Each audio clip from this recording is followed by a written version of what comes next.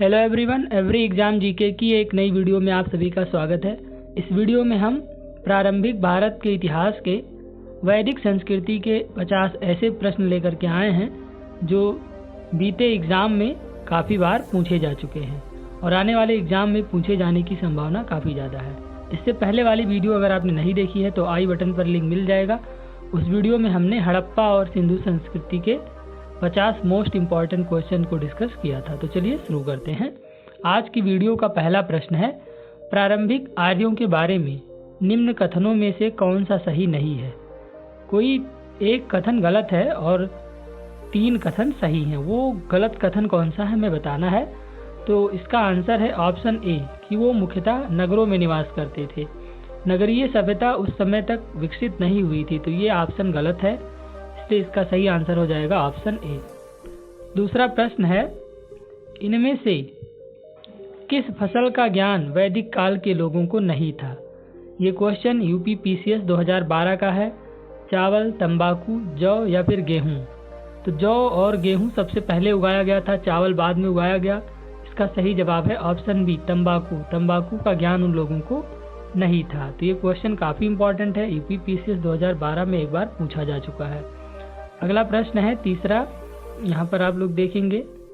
तीसरा प्रश्न है, किस वेद में सभा को नरिष्ट अर्थात सामूहिक वाद विवाद या अनुल्लंघनीय कहा गया है।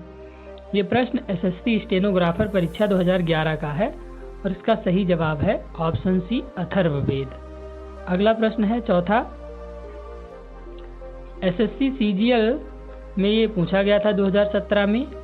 ऋग्वेद में कुल कितने मंडल हैं, 7, 8, 9 या फिर 10। इसका राइट आंसर है ऑप्शन डी, 10 मंडल हैं। अगला प्रश्न है पांचवा, किस रचना में नारी को सुरा और पासा के साथ 3 प्रमुख बुराइयों में शामिल किया गया है। एसएससी 2011 का ये प्रश्न है और इसका सही जवाब है ऑप्शन ए, मैत्रायणी संहिता में इसको 3 बुराइयों में शामिल किया गया है। अगला प्रश्न है, गायत्री मंत्र की रचना किसने की। क्वेश्चन नंबर 6, गायत्री मंत्र की रचना किसने की। वशिष्ठ, विश्वामित्र, इंद्र या फिर परीक्षित। तो इसका सही जवाब है ऑप्शन बी, विश्वामित्र। विश्वामित्र ने गायत्री मंत्र की रचना की थी। अब हम देखते हैं अगला प्रश्न सातवां, अश्वेता और ऋग्वेद में समानता है। अश्वेता किस क्षेत्र से संबंधित है। यह एसएससी सीजीएल 2016 का प्रश्न है और इसका सही जवाब है ऑप्शन बी, ईरान देश से संबंधित है। अगला प्रश्न है आठवां, आर्य शब्द का शाब्दिक अर्थ क्या है। बीपीएससी 2013 का ये प्रश्न है। तो इस शब्द का शाब्दिक अर्थ है श्रेष्ठ या फिर कुलीन। आर्य लोगों को श्रेष्ठ या फिर कुलीन कहा जाता था। अगला प्रश्न है नौवां, पूर्व वैदिक काल या ऋग वैदिक संस्कृति का काल किसे माना जाता है। ये प्रश्न एसएससी में पूछा जा चुका है। कब से कब तक इसका जो है समय निर्धारण है। तो इसका सही जवाब है ऑप्शन ए, 1500 ईसा पूर्व से लेकर के 1000 ईसा पूर्व तक की अवधि को माना जाता है। अगला प्रश्न है 10वां,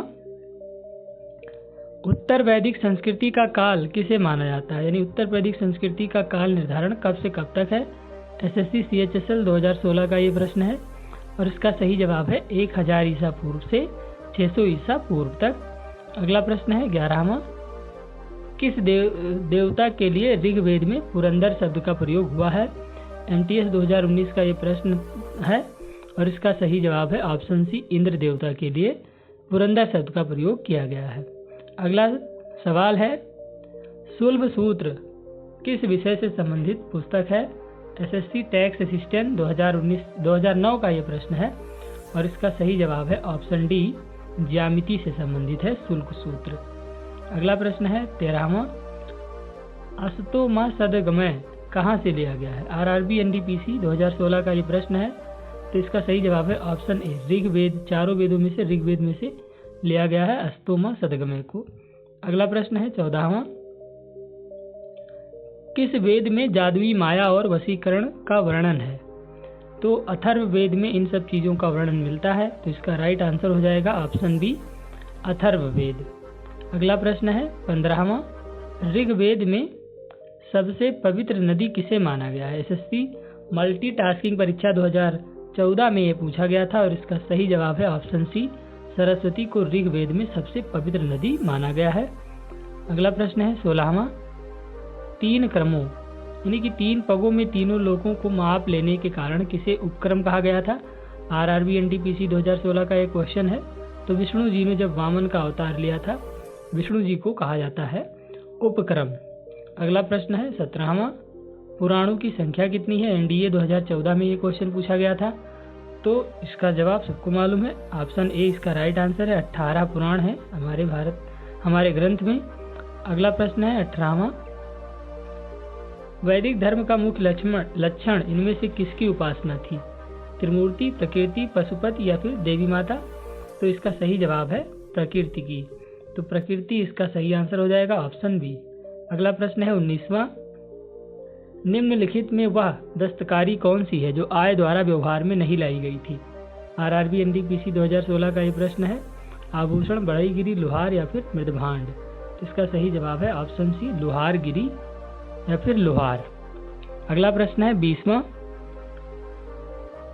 आदि काव्य की संज्ञा किसे दी जाती है चारों ग्रंथों में से? तो आदि काव्य की संज्ञा रामायण को दी जाती है। ये क्वेश्चन बीपीएससी 2018 का है। इसका सही जवाब हो जाएगा ऑप्शन डी, रामायण को आदि काव्य की संज्ञा दी जाती है। अगला प्रश्न है 21वां, निम्नलिखित में से कौन मूलतः जल या समुद्र का देवता था? एसएससी स्नातक स्तरीय परीक्षा 2010 का ये प्रश्न है। इसका सही जवाब है ऑप्शन ए, वरुण देवता जो है जल या समुद्र का देवता माने जाते हैं।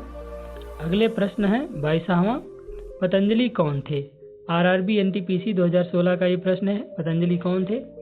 तो पतंजलि जो थे, इसका ऑप्शन बी राइट आंसर है, प्रणिनी के संस्कृत व्याकरण का एक टीकाकार थे।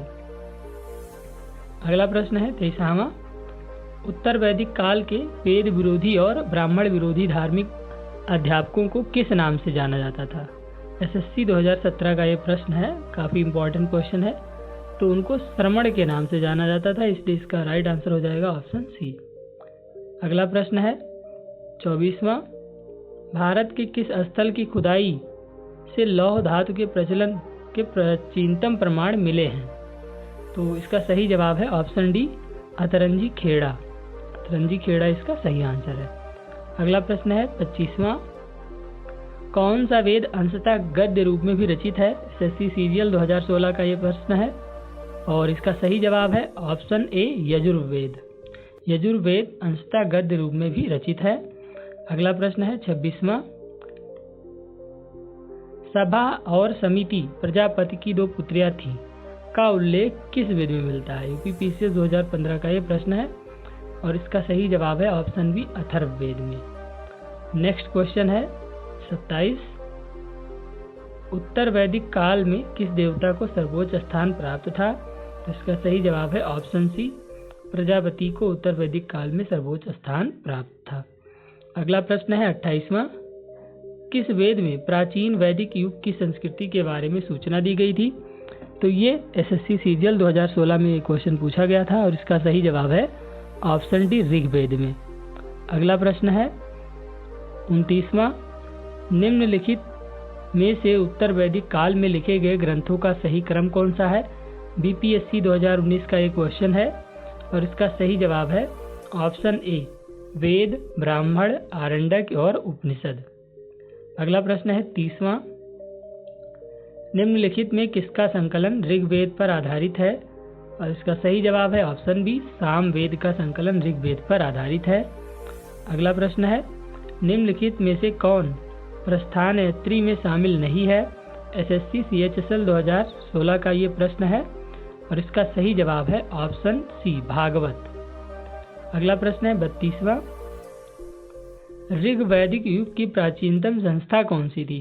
ये प्रश्न एसएससी सीएचएसएल 2016 में पूछा गया था और इसका सही जवाब है ऑप्शन डी, विदथ। विदथ जो है ऋग वैदिक युग की प्राचीनतम संस्था थी।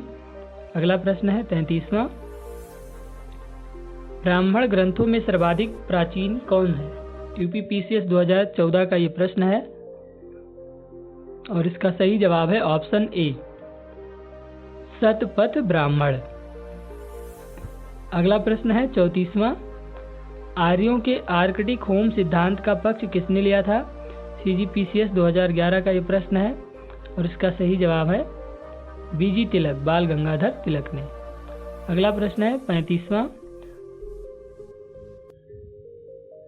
संस्कारों की कुल कितनी संख्या है? IAS प्री 1997 का एक क्वेश्चन है और इसका सही जवाब है 16 संस्कार होते हैं हिंदू धर्म में, जन्म से लेकर के और उसके बाद वानप्रस्थ आश्रम तक। अगला प्रश्न है 36वां। ऋग्वेद का कौन सा मंडल पूर्णतः सोम को समर्पित है? बिहार PCS 1994 का एक क्वेश्चन है। 9वां मंडल यानी ऑप्शन डी इसका राइट आंसर हो जाएगा। 9वां मंडल पूर्णतः सोमदेव को समर्पित है। अगला प्रश्न है 37वां। प्रसिद्ध 10 राजाओं का युद्ध दशराज युद्ध किस तट पर लड़ा गया था? BPSC 2000 का ये प्रश्न है। इसका सही जवाब है ऑप्शन ए, परिसुणी तट पर लड़ा गया था। अगला प्रश्न है 38वां। गोत्र व्यवस्था प्रचलन में कब आई थी? SSC CGL 2014 का एक क्वेश्चन था और इसका सही जवाब है ऑप्शन बी, उत्तर वैदिक काल में गोत्र व्यवस्था प्रचलन में आई थी। अगला प्रश्न है 39वां। भारत के राज चिन्ह में प्रयुक्त होने वाले शब्द सत्यमेव जयते किस उपनिषद से लिया गया है? तो इसका सही जवाब है ऑप्शन सी, मुंडक उपनिषद से लिया गया है। अगला प्रश्न है 40वां। ऋग्वैदिक आर्यों का मुख्य व्यवसाय क्या था? SSC CGL 2015 का ये प्रश्न है।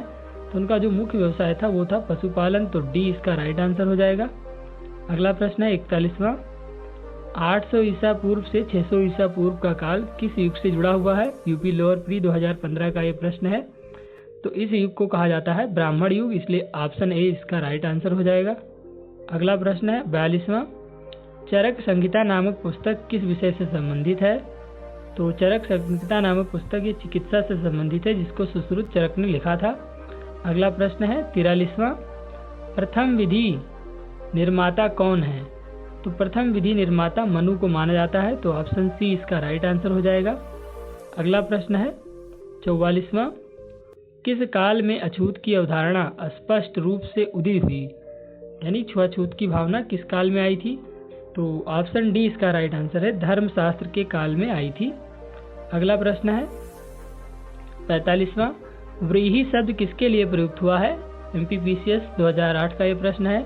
तो व्रीहि शब्द चावल के लिए प्रयुक्त हुआ है। उत्तर वैदिक काल में व्रीहि को चावल यानी चावल को व्रीहि कहा जाता था। अगला प्रश्न है 46वां। गायत्री मंत्र देवी सवृत्ति को संबोधित किस पुस्तक में मिलता है? तो इसका सही जवाब है ऑप्शन बी, ऋग्वेद। अगला प्रश्न है 47वां। सबसे प्राचीनतम वेद कौन सा है? तो इसका सही जवाब है ऑप्शन सी, ऋग्वेद। काफी आसान प्रश्न है ये। अगला प्रश्न है 48वां। निम्नलिखित में से कौन भारतीय दर्शन की आरंभिक विचारधारा है? SSC CGL 2002 का ये प्रश्न है। तो इसका सही जवाब है ऑप्शन डी, सांख्य। अगला प्रश्न है 49वां। प्राचीनतम विवाह संस्कार का वर्णन करने वाला विवाह सूक्त किसमें पाया जाता है? इसका सही जवाब है ऑप्शन ए, ऋग्वेद में पाया जाता है। अगला प्रश्न है ऋग्वेद में अघन्य वध योग्य नहीं शब्द का प्रयोग किसके लिए किया गया था? तो इसका उपयोग है, इसका राइट आंसर है ऑप्शन बी, गाय के लिए इसका उपयोग किया गया था। अगला प्रश्न है 51वां। निम्न में कौन सी स्मृति सबसे प्राचीनतम है? SSC CGL 1999 का यह प्रश्न है। इसका सही जवाब है मनु स्मृति सबसे प्राचीनतम स्मृति है। अगला प्रश्न है 52वां। वैदिक नदी कुभा या काबुल का स्थान कहाँ निर्धारित होना चाहिए वर्तमान में? तो वर्तमान में यह नदी अफगानिस्तान में इसका स्थान निर्धारित हो सकता है। अगला प्रश्न है 53वां। आरंभिक वैदिक साहित्य में सर्वाधिक वर्णित नदी कौन सी है? तो इसका सही जवाब है सिंधु नदी का सर्वाधिक वर्णन मिलता है। अगला प्रश्न है 54। आर्य शब्द क्या इंगित करता है? तो आर्य शब्द का मतलब होता है श्रेष्ठ या फिर कुलीन, तो इसका राइट आंसर हो जाएगा ऑप्शन बी, श्रेष्ठ वंश को इंगित करता है। अगला प्रश्न है 55वां। वैदिक समाज की आधारभूत इकाई क्या थी? IAS का क्वेश्चन है ये। तो इसका सही जवाब है ऑप्शन सी, कुल या फिर कुटुंब। और अगला और अंतिम प्रश्न है आज की वीडियो का, मनु स्मृति मुख्यतया किससे संबंधित है? तो इसका सही जवाब है समाज व्यवस्था से संबंधित है। तो दोस्तों इस वीडियो में हमने भारतीय इतिहास के वैदिक संस्कृति के टॉप 56 क्वेश्चन को डिस्कस किया, जो पिछली बहुत सारे एग्ज़ाम में पूछे गए थे और आने वाले एग्ज़ाम के लिए बहुत ही इम्पॉर्टेंट है। तो इस तरीके के जीके की वीडियो का नोटिफिकेशन पाने के लिए आप हमारा चैनल सब्सक्राइब ज़रूर करिए और इसे अपने दोस्तों के साथ शेयर ज़रूर करिए। Thank you for watching this video.